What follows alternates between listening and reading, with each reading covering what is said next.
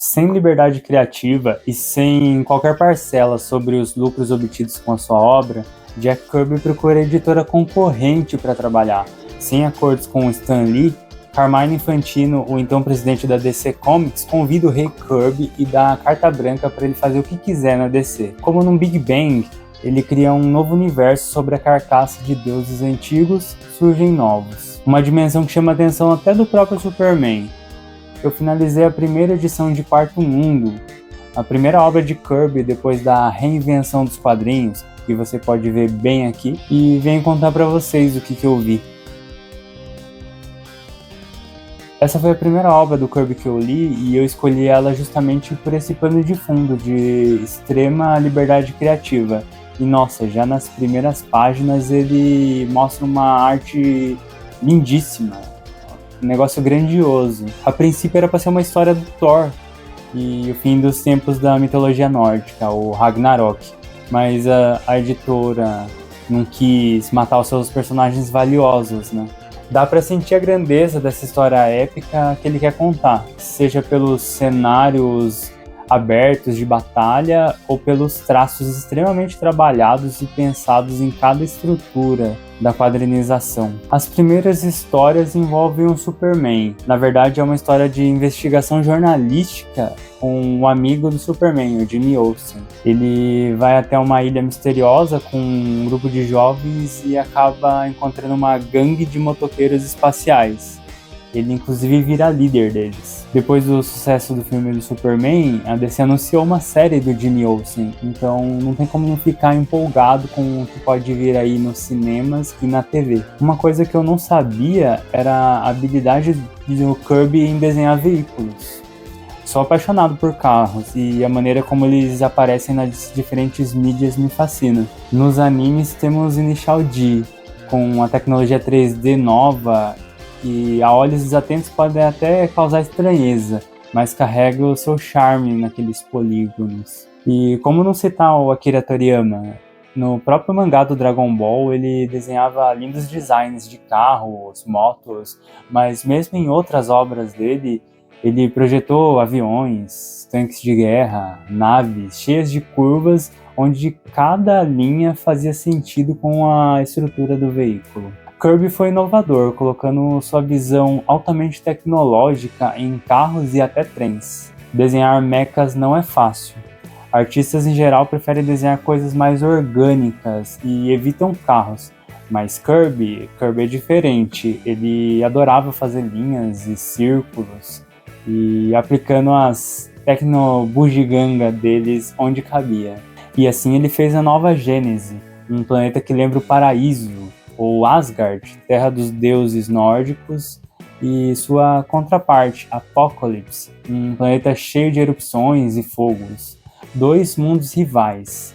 É a primeira vez que é mencionada a existência do vilão Darkseid, que eu acredito que seja o maior da DC. Um ponto que se destaca muito é o plot de gangues e organizações criminosas que estão presentes em quase todas as histórias dessa coleção. Eu acredito que seja um recorte da época. E é engraçado que o Darkseid já está tramando a tomada da Terra e ele faz isso utilizando uma rede de mafiosos. É aqui também que conhecemos diversos nomes que seriam importantes para a próxima década da DC, como Scott Free, o Senhor Milagre, e Orion, dos Novos Deuses. Ainda é a introdução desse universo, então provavelmente vai ser trabalhado melhor a origem desses personagens no decorrer da história. Falando um pouco sobre a quadrinização do Kirby, é incrível como o homem sabia contar uma história. Fui enviesado com aquela visão de é um quadrinho antigo, mas quando eu cheguei lá eu vi uma história absurdamente dinâmica. O homem era muito bom em ritmo, cena, luta, a anatomia que ele desenha é absurdo. Eu fiquei embasbacado o quão completo era o artista Kirby. Eu comecei a ler e logo já acabou, nem percebi o tempo passar. Eu acredito que todo artista que almeja trilhar o caminho da contação de histórias conseguirá tirar lições valiosas dessa HQ. Se eu fosse apontar algo, seria apenas em uma ou outra página em que a ação acontece tão rápido que parece faltar um quadro para conectar os eventos, como na cena que a gangue tenta atropelar o Clark Kent. Mas no geral a história flui bem. Acho que a única coisa da época mesmo que fica marcado para mim são os textos expositivos na troca de cenas. Sempre que troca seus plots ou os núcleos, existe uma caixinha introduzindo o que está acontecendo. Hoje em dia é feito de maneira mais orgânica esse tipo de coisa, e no decorrer da história que está sendo contada. Eu estou adorando visitar esse universo que o Kirby criou. Cada página é uma pintura, todo muito bem detalhado e a narrativa tão fluida. Você lê quadrinhos? Comenta aqui embaixo se você já leu alguma história do Rei Kirby. O meu primeiro contato com Marvel foram as reprises das primeiras adaptações do Thor de 1966. Que passava na Record, junto com o desenho do Incrível Hulk. Eu achava muito legal, mesmo sendo um desenho desanimado. Mas o único nome que me remetia a Marvel em toda a minha infância e juventude era o Stan Lee, o maior criador da Marvel, o maior nome, eu diria assim. Por muito tempo, para mim, ele era um absurdo. Eu ficava pensando comigo, o cara era um gênio. Ele criou um monte de heróis, um monte de mundos, mas mal sabia eu que grande parte disso não era verdade. Depois de mais velho, eu comecei a ouvir podcasts e então me foi apresentado o Jack Kirby e comecei a entender a realidade de fato. Recentemente eu li o livro do Sean Hall, que fala sobre a história da Marvel. Aí as coisas ficaram bem mais claras na minha mente.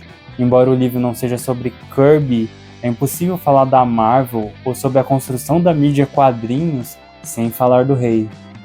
Existem algumas biografias dele e assim que possível eu quero tentar encaixar elas na minha pilha de leitura, pois a vida dele é muito inspiradora.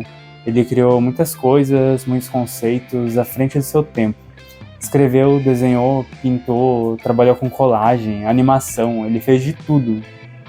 É quase como um segundo Van Gogh, que morreu sem receber o reconhecimento artístico e financeiro pelas suas obras. Mas não dá para se conter uma força da natureza, e mesmo com muita gente tentando apagá-lo, Jack the King Kirby é lembrado até hoje, seja por todo o universo DC apoiando seu universo sobre os conceitos criados por Kirby, seja por esse pequeno criador de conteúdo que tem de escrever, pintar, desenhar, editar, tudo por si só. Claro, eu não me comparo ao rei de maneira alguma, mas sua trajetória com certeza me dá forças para fazer mais e mais. Por mim, por amor à arte e com a certeza de que constância, trabalho e foco podem fazer seus sonhos se tornar realidade. Vida longa ao rei Jack Kirby. Esse foi um breve comentário sobre as primeiras histórias do Jack Kirby na DC. Se você quer conhecer mais sobre ele ou sobre quadrinhos, tenho mais alguns vídeos aqui no canal, como esse sobre a Era de Ouro da animação, onde falo quando o jovem Kirby trabalhou com animação. Se tá curtindo meu trabalho, deixa seu curtir e se inscreve no canal. Até mais!